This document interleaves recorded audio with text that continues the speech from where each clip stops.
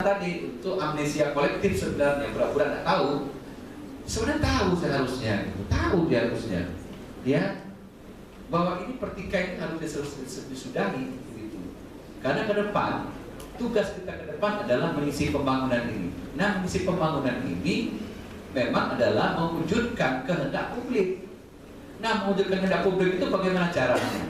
Yang di legislasi betul-betul menginventarisir persoalan-persoalan bangsa ini dan dituangkan untuk menjadi kerangka kebijakan, ya, menjadi undang-undang. Kerangka kebijakan nanti ditawarkan ke pemerintah. Pemerintah juga sama, dia akan membuat kerangka tindakan, ya, kerja itu sekarang yang di hari ini kan kita dengar 3 kali itu kerja maksud itu begitu, ya, inventarisasi masalah kebangsaan dan diwujudkan dalam program kerja, dibawa ke parlemen, diminta pendapat. Nah, kalau salah dibenarkan, kalau ada yang melenceng diluruskan. Nah, cuma sekarang kan memang niat menurut saya sudah salah ini. Niatnya membuat kubu-kubuan ini adalah menjatuhkan. Nah, ini yang kebaca oleh publik sekarang. Jadi kalau hari ini ada semangat yang menurut saya cemasnya begini. Saya pernah bilang ke teman-teman di KIP, di semua di parlemen, saya bilang, kalian berhentilah. Kenapa saya bilang? Kalau kalian mempertontonkan ini dalam tingkat psikologis masyarakat, kesadaran politik orang adalah muncul sekarang semangat anti politik. Betul? Saudara kan sekarang punya semangat anti politik. Karena sekarang yang dianggap politik itu memang betul. Yang disebut politicization itu adanya di parlemen, saudara-saudara. Di semua praktek politik seluruh negara yang disebut dengan proses politicization itu adalah memang di parlemen. Karena kenapa? Itu influencing policy. Jadi ranah mempengaruhi kebijakan itu adanya di parlemen. Partai itu kan berdebat, orang berdebat tentang. Nah, di eksekutif isu ini memang bukan influencing policy, itu executing policy. Jadi kalau kita biar memberikan mandat kepada eksekutif untuk executing policy, dan tentu kita awasi arahnya kemana. Tapi sebenarnya kalau Anda nggak puas dengan kerja eksekutif, Anda kan datang nggak ke eksekutif sebenarnya, benar. Anda datang ke parlemen, tolong eksekutif ditegur Pak Parlemen, karena arah-arah kebijakan tidak sesuai. Nah, itu yang benar. Jadi kalau Anda bikin petition itu memang ke parlemen. Nah, parlemen itu kan ada di banyak level, kan ada di DPRD 2, DPRD 1, DPRD pusat, tergantung wilayahnya. Nah, itu berpolitik yang benar. Dan itu disebut memang proses politicization, politicizing. Nah, hari ini Anda mangkel di situ kan, Anda marah-marah. Jadi sekarang terjadi semangat anti politik. Nah, kalau ini dibiarkan terus-menerus, demokrasi kita diambang apa? Lampu merah. Karena nggak bisa demokrasi itu dengan semangat anti politik itu. Karena tetap perlu itu, ya. Cuma sekarang masalahnya, ya, yang mendapatkan mandat melakukan politicizing itu, ya seperti Gus Dur tadi, wah mental kanak-kanak kan, gitu kan, ya, akal sehat entah kemana. Nah, ini yang sebenarnya sekarang ya kita harus dorong. Nah, karena nggak mungkin Anda langsung melakukan koreksi terhadap pemerintah. Ya, ada memang, ya, partisipasi politik seperti itu. Tapi sebenarnya channelnya itu adalah ke legislatif itu, karena mereka digaji untuk itu, kan, betul nggak? Buat apa orang DPR digaji? Kan memang menyuarakan aspirasi, begitu. Jadi kalau Anda nggak puas, harusnya datang ke DPR. Anda nggak puas dengan gubernur nih, mana Pak Irwan datang, ya? Datang ke DPRD, tolong tegur Pak Irwan, begitu, harusnya begitu. Karena memang itu tupoksinya DPR. Nah, jadi hari ini, ya, saya melihat ini ya, memang kita harus dorong di civil society menurut saya. Sudah saatnya civil society mendorong itu, menyeru kepada ini DPR ini sekarang ini segera akhiri, ya, masalah kekonyolan-kekonyolan ini, ya, karena betul itu, ya, nggak konstruktif sekarang. Misalnya kalau eksekutif dia bilang, saya mau kerja dengan pendapat dengan DPR, tapi kalian beres dulu di internal kalian ya. Kalau kalian masih berantem, kita mau dapat apa? Kan begitu kan? Nah, jadi ini penting kita dorong rekonsiliasi apapun namanya. Kalau menurut saya mungkin kembali kepada akal sehat seharusnya. Ya, kita mengingatkan kepada DPR ini bahwa kalian ini mandatnya adalah balik kepada mandat tadi. Fungsi check and balance itu bukan fungsinya untuk menjatuhkan. Karena kita sudah memilih desain konstitusi, ya. Kenapa Anda dikasih pemilihan langsung presiden itu? Itu kenapa? Niatnya adalah supaya dia tidak dijatuhkan. Itu filosofi dari sistem presidensil. Kalau eksekutif itu dengan gampang dijatuhkan, kita memilih desain parlementer karena tergantung mandat dari parlemen. Kalau dia cabut, Perdana Menteri tumbang. Tapi pemilihan langsung itu kenapa kita harus bersusah payah untuk melakukan pemilihan presiden? Kita cari primus inter pares, orang terbaik dari orang republik ini untuk muncul menjadi itu dan diberi mandat oleh rakyat sepenuhnya supaya memang stabil. Nah, jadi semangat parlemen bukan untuk menjatuhkan, dia adalah untuk penyeimbang. Nah, kembali ke rel ini. Nah, tugas Anda sekarang calon-calon negarawan muda ini adalah satu. Sekarang ini kesimpulannya apa? Saya udah semprit, udah tahu saya. Moderator begini kepanjangan Pak. Nah, kesimpulan sekarang.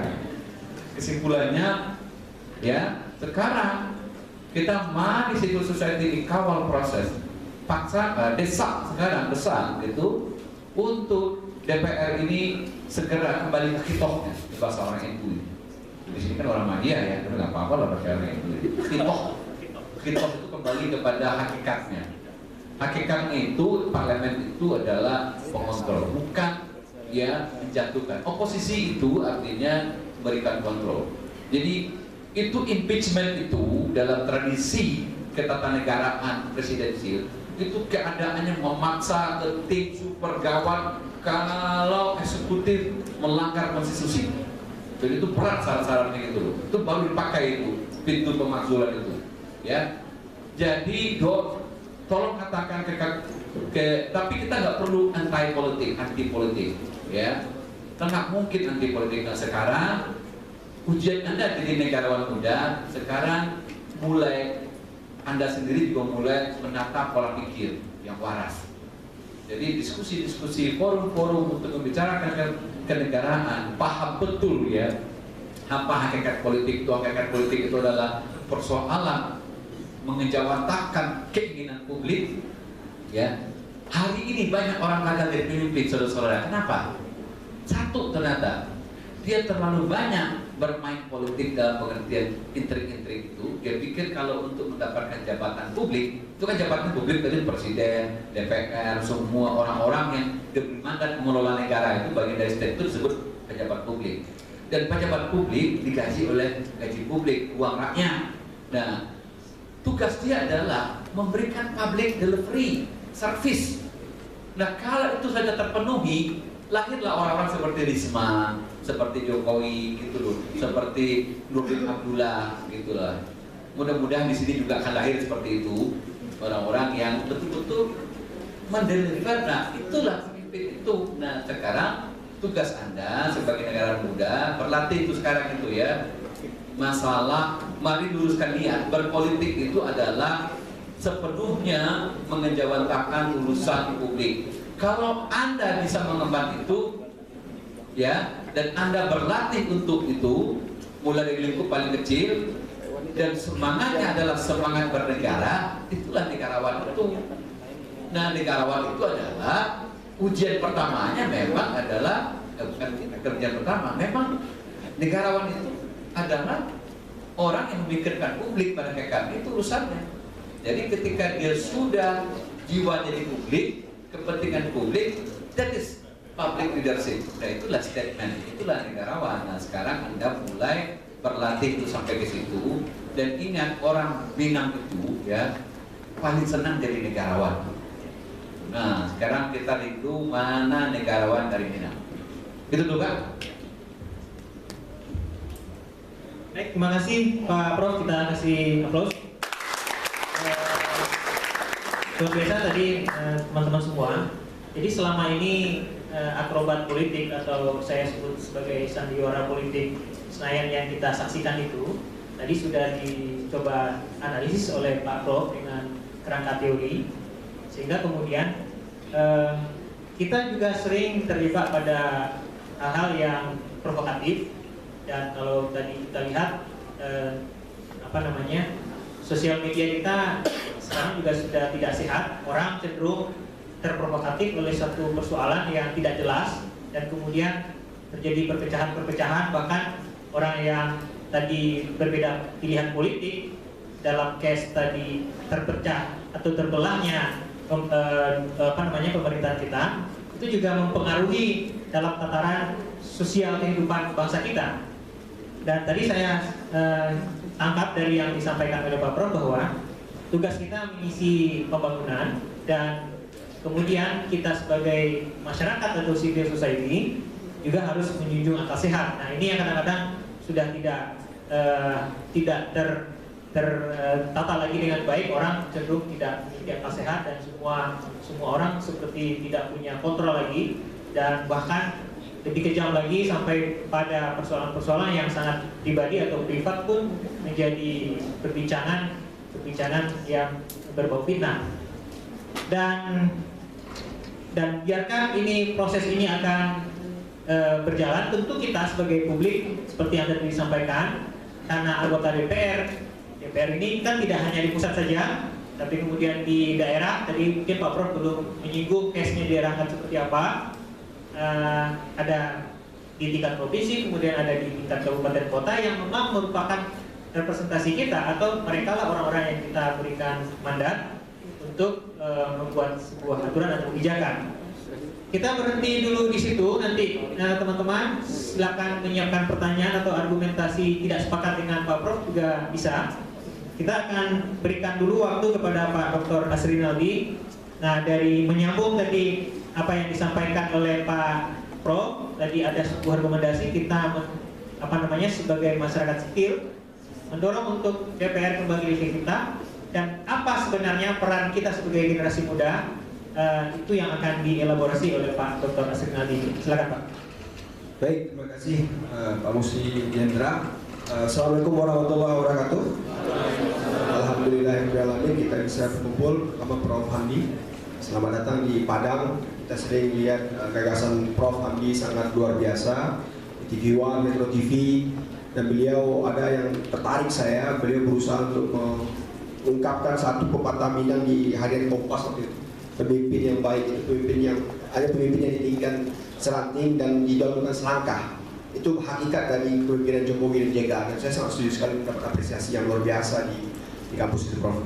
Karena memang falsafah Minangkabau ini jarang sekali sekarang dibawa ke tingkat nasional, padahal sendi bernegara itu memang banyak gagasan orang Minang, termasuk Tan Malaka, Prof, yang sekarang sudah dilupakan oleh generasi muda.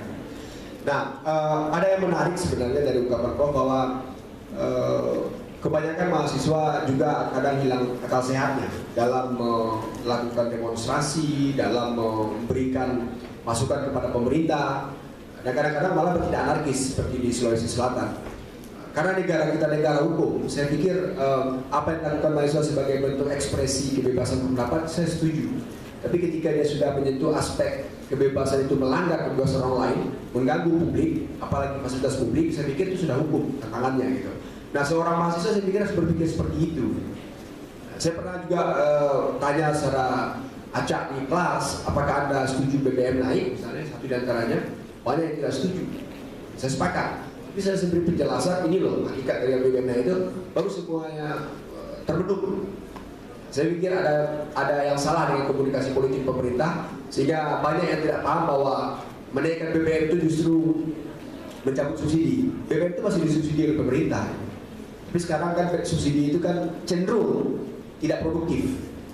Nah, sekarang kalau seandainya 120 triliun itu bisa diselamatkan atau dihemat untuk tidak kita bersukaria di jalan raya, putar-putar entah kemana, lihat malam minggu nanti banyak sekali motor itu sampai mana-mana, tapi tujuannya tidak tahu gitu. Nah, 120 triliun bisa dihemat untuk membangun tol laut dari Belawan sampai Papua itu hanya 85 triliun. Bayangkan berapa keuntungan didapatkan. Tapi saya yakin dan percaya tadi memang mahasiswa punya gagasan yang kita hargai. Tapi untuk menghargai pemerintah, saya pikir juga perlu ada sikap kita yang gentleman juga, gitu. Bahwa itulah pilihan yang memang sulit. Tapi tidak ada pemerintah di negara ini yang memang ingin membunuh masyarakatnya. Itu harus digarisbawahi. Nah, saya mendapat kesempatan dari panitia untuk mengatakan bahwa bagaimana peran generasi muda dalam krisis, dalam tanda kutip, kita dalam bernegara sekarang ini. Satu hal yang ingin saya garis bawahi, memang saat ini di media sosial, Pak Guski tadi sudah mengatakan bahwa sebenarnya tidak hanya pemerintah yang terbelah, yang Prof sampaikan tadi. Masyarakat di media sosial juga sudah terbelah. Kadang ada informasi yang benar, entah dari mana datangnya, kemudian terprovokasi. Bahkan terus terang Prof, dengan mahasiswa saya sendiri yang sudah tamat tuh saya berdebat gitu. Karena saya malu juga gitu. Karena memang ada perbedaan pilihan. Saya pikir itu tidak masalah, tapi sepanjang itu masih dilakukan dengan cara santun ya oke. Tapi kalau sudah sumpah serapah itu memang tidak sehat lagi. Memang tidak hilang akal sehat. Jadi saya pikir ini menjadi perhatian kita sebagai generasi muda. Termasuk saya juga mendorong kawan-kawan adik-adik di sini bahwa ketika mahasiswa itulah yang tempat kita berekspresi untuk melatih gagasan kita sebelum kita terjun ke masyarakat. Saya setuju dengan itu. Dan generasi muda dalam hal ini memang dalam sejarah perjalanan bangsa adalah generasi yang memang ikut mendirikan bangsa ini, mendirikan negara ini. Sejarah tadi Prof sudah sampaikan, ya Prof Hamdi sudah sampaikan tadi bagaimana negara ini dibangun, angkatan 66, 74 peristiwa Malari, 79, 80, 78, 79 NKK PKK karena gerakan mahasiswa, 82 Azas Tunggal, sampai ICMI pun didirikan, sampai sekarang pun masih punya peran. Cuma yang menariknya gerakan mahasiswa ini, termasuk mahasiswa pemuda itu, memang mereka gerakan yang sifatnya anomik. Artinya dia muncul kalau ada isu bersama. Dulu tahun 98 kan isunya turunkan harga barang, bergeser jadi turunkan Soeharto kan. Karena isunya itu krisis moneter, krisis ekonomi. Kemudian karena tidak mampu pemerintah, akhirnya Soeharto mengundurkan diri. Nah, persoalan sekarang, kebanyakan generasi muda sekarang ini lupa untuk mengikuti bagaimana proses politik yang terjadi. Saya malah melihat kalau seandainya kawan-kawan mengikuti bagaimana, kalau bahasanya Pak Musli tadi, sandiwara politik Senayan itu, mestinya itu dikritisi oleh mahasiswa. Kenapa Anda terlalu lama? Dan kritik mereka, kenapa Anda terlalu lama untuk menyepakati satu poin penting dalam kehidupan bernegara, terutama dalam menyusun alat kelengkapan DPR. Kalau itu tidak tertentu, gimana kita melaksanakan program pembangunan ini? Hanya karena bagi-bagi kuasanya ada adil. Nah, ini kan persoalan sebenarnya. Mestinya itu dikritisi mahasiswa. Kita sudah muak. Kalau bahasa Prof. Tadi orang sudah anti politik. Orang menganggap politik itu ya bohong-bohongan, manipulasi, sandiwara, akal-akalan. Termasuk apa yang direkomendasikan Partai Golkar untuk menolak Perpu Pilkada itu. Padahal itu sudah menjadi kesepakatan dalam politik di antara KIP bahwa mereka akan menyetujui Perpu di buat SBY. Sekarang kan sudah ada putusan Munas Golkar. Ini kan persoalan yang mengkhianati apa yang menjadi kesepakatan bersama dalam politik. Sebab kalau politik tanpa ada komitmen bersama, saya pikir itu akan berdampak buruk pada penyelenggara negara. Apalagi di partai politik yang menjadi substansi penyelenggaraan pemerintahan. Sebab partai politik ini inti dari pembentukan pemerintah. Kalau refleksi partai, orang-orang di partai itu cenderung mengkhianati apa yang disepakati, bukan tidak mungkin ketika dia berkuasa mengkhianati konstitusi. Dan itu yang terjadi. Coba lihat sekarang ini. Kita amati misalnya konstitusi kita. Tujuan penyelenggara negara ini kan jelas ini. Orientasinya pada keadilan sosial bagi masyarakat. Nah, persoalannya juga tidak tercapai. Kesejahteraan juga tidak tercapai. Nah, upaya-upaya itu sudah dilakukan oleh pemerintah. Tapi karena niatnya memang tidak betul, apapun dilakukan oleh pemerintah dianggap itu salah semua. Saya setuju dengan logika dan analisis Prof. Hamdi tadi mengatakan bahwa ini niatnya memang ingin memakzulkan, ingin menjatuhkan presiden. Karena ada ungkapan statement bahwa dalam 2 tahun akan turun Jokowi dan JK. Percayalah adik-adik.